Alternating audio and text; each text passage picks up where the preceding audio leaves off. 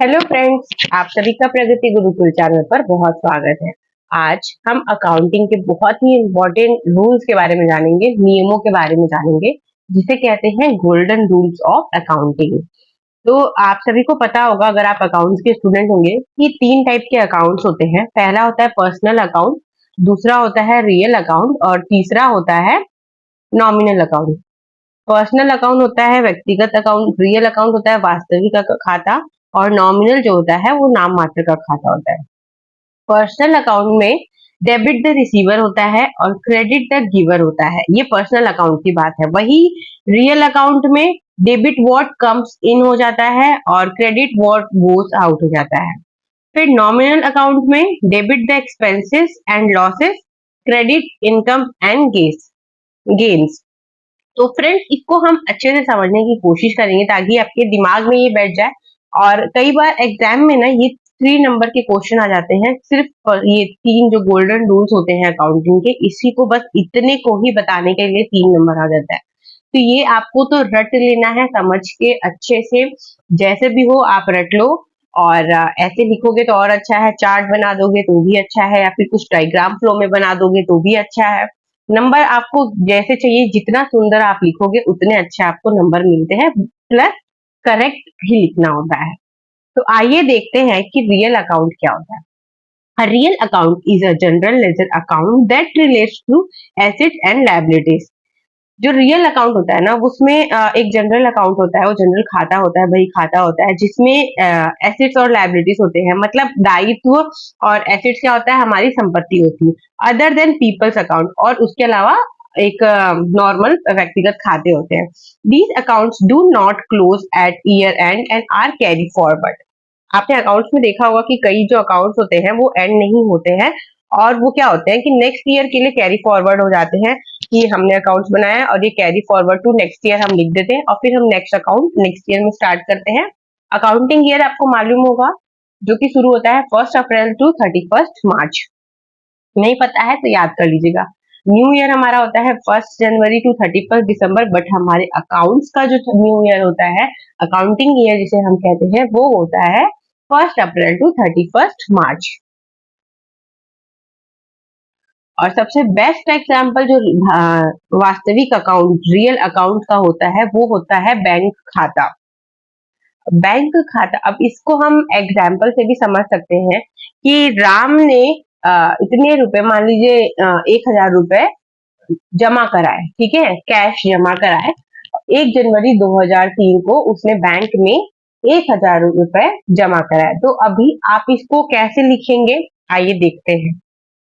यहाँ पे हम रियल अकाउंट का वही खाता बनाएंगे, ठीक है। आप स्केल यूज करिएगा फ्रेंड्स।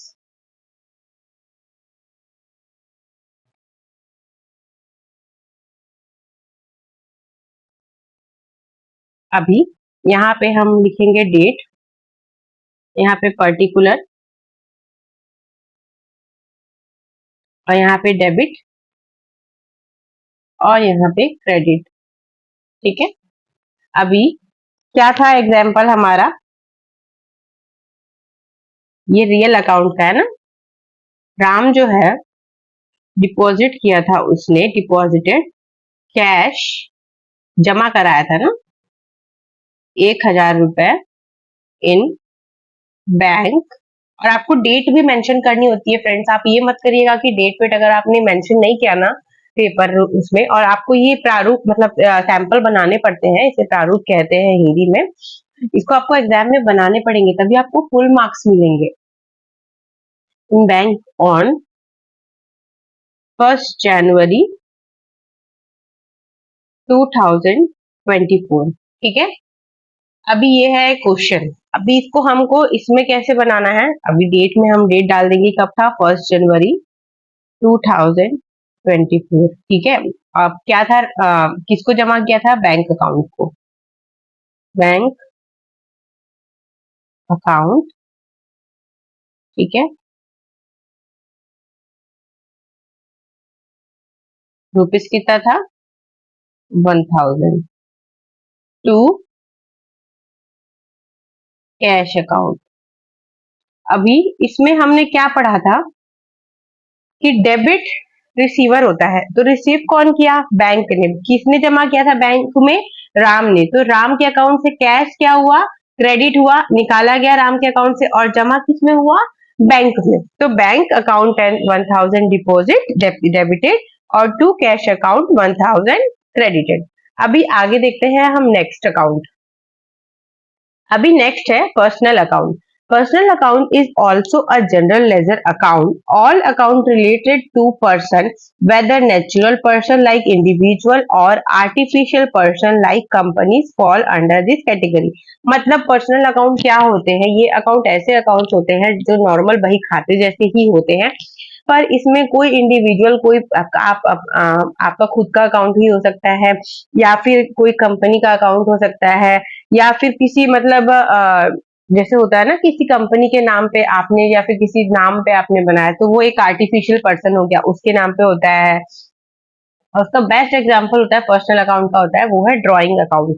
इसको भी हम समझने की कोशिश करेंगे सैंपल के थ्रू कि इसमें क्या हम कैसे मतलब वो करते हैं, अकाउंट को कैसे रिलेट करते हैं। और इसमें क्या होता है ना, डेबिट जो होता है, डेबिट व्हाट कम्स इन और क्रेडिट व्हाट गोज आउट।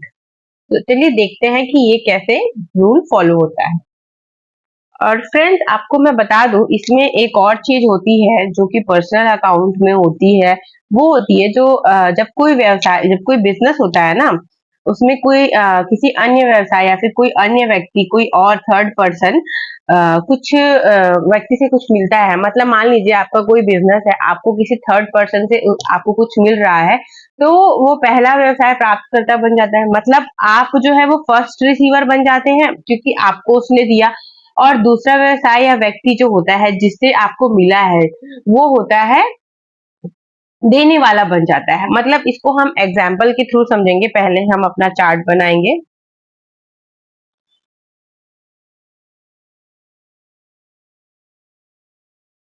इसका एग्जाम्पल तो हमने लिखा ही नहीं कुछ, ठीक है। यहाँ पे हम डेट लेंगे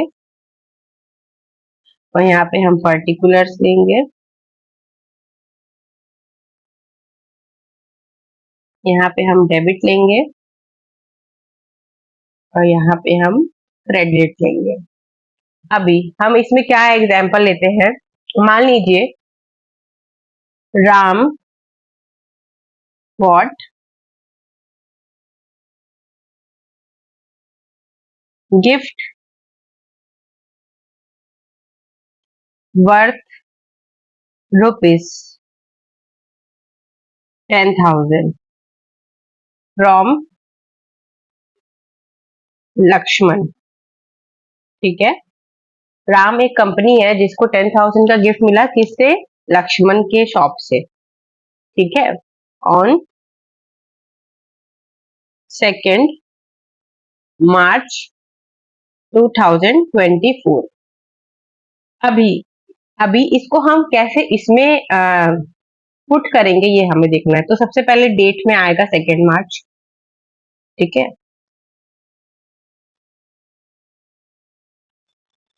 फिर पर्टिकुलर्स में क्या आएगा, ये हम किसके अकाउंट में बनाएंगे? लक्ष्मण के अकाउंट में बनाएंगे। क्यों? क्योंकि लक्ष्मण ने जो है वो खरीदा होगा ना गिफ्ट राम को देने के लिए, तो ये किसके पर्सनल अकाउंट में जाएगा? लक्ष्मण के। क्योंकि किसके अकाउंट से ट्रांजैक्शन हो रही है? लक्ष्मण की। राम को तो सिर्फ मिला है ना, तो उसके में तो रिसीव होगा, पर लक्ष्मण ने तो खरीदा है, तो उसको क्रेडिट और डेबिट दोनों करना पड़ेगा। तो आइए देखते हैं कैसे करते हैं इसमें। सबसे पहले आप इसमें लिखेंगे परचेस। यहाँ पे मैंने ऊपर लिख दिया, बट फ्रेंड्स आप यहाँ लिखिएगा क्योंकि मैंने ऑलरेडी नीचे लाइन खींच दी, तो और बढ़ा नहीं सकते। बट आपको जहां आप डेट लिख रहे हो ना, वहीं पे आप परचेस अकाउंट लिखिएगा। ठीक है, अभी कितने रुपए का उसने लिया? 10,000 रुपए का। और आपको रुपए या फिर कुछ तो भी मेंशन करना होता है यहाँ पे, नहीं तो ये 10,000 क्या है? 10,000 लाख है, 10,000 करोड़ है, 10,000 रुपए है, क्या है, ये आपको इसमें मेंशन करना पड़ता है। ठीक है, रुपीस लिख दिया मैंने वहां पे इसीलिए। फिर नीचे to account payable Bharat sorry, Lakshman shop, या तो वो लक्ष्मण का शॉप लिख सकते हो या फिर आप टू अकाउंट्स पेबल, मतलब अकाउंट अपने आप ये तो लक्ष्मण का पर्सनल अकाउंट है ना, तो उसके अकाउंट से पे हुआ है, कितना क्रेडिट हुआ है उसके अकाउंट से, 10,000। तो ये हुआ आपका पर्सनल अकाउंट, मतलब ये किसी व्यक्ति का अकाउंट है। यही बिजनेस अकाउंट होता किसका बनता है, ये राम का बनता है, पर उसमें ये क्रेडिट तो होता नहीं क्योंकि उसके अकाउंट से तो निकला ही नहीं है पैसा। इसलिए आगे देखते हैं हम, नेक्स्ट अकाउंट जो होता है वो होता है नॉमिनल अकाउंट। अब नॉमिनल अकाउंट जो होता है ना, उसमें अगर बिजनेस को लॉस होता है या उसके एक्सपेंसेस होते हैं, तो वो बुक्स जो रिस्पेक्टिव एंट्री होती है ना, वो प्रेजेंट होते हैं किसमें, डेबिट में। और अगर बिजनेस को प्रॉफिट होता है तो वो किस में जाता है, क्रेडिट में। प्रॉफिट हुआ या फिर इनकम हुई या फिर गेन हुआ या फिर मतलब कुछ भी चीज जो इन टर्म्स ऑफ प्रॉफिट है वो होती है क्रेडिट में, क्योंकि ये नॉमिनल अकाउंट है। तो इसमें क्या होता है ना, a nominal account is the type of account in which all accounting transactions are stored for one financial year. ये एक साल के लिए बनता है और इसमें क्या होता है, पूरी जितनी भी आपकी ट्रांजेक्शन होती है ना, either loss, profit, gain, expenses, revenue, जो भी होता है सब इसमें एक साल में मेंशन किया जाता है। The balance are transferred to permanent account at the end of financial year।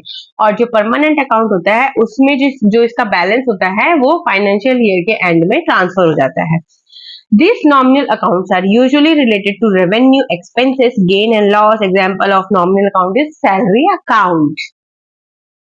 तो फ्रेंड्स, अब नॉमिनल अकाउंट को भी तो हमें एग्जाम्पल के थ्रू समझना चाहिए ना, तो आइए समझते हैं नॉमिनल अकाउंट को एग्जाम्पल के थ्रू। तो अभी पहले हम एग्जाम्पल ही लिख लेते हैं, ठीक है।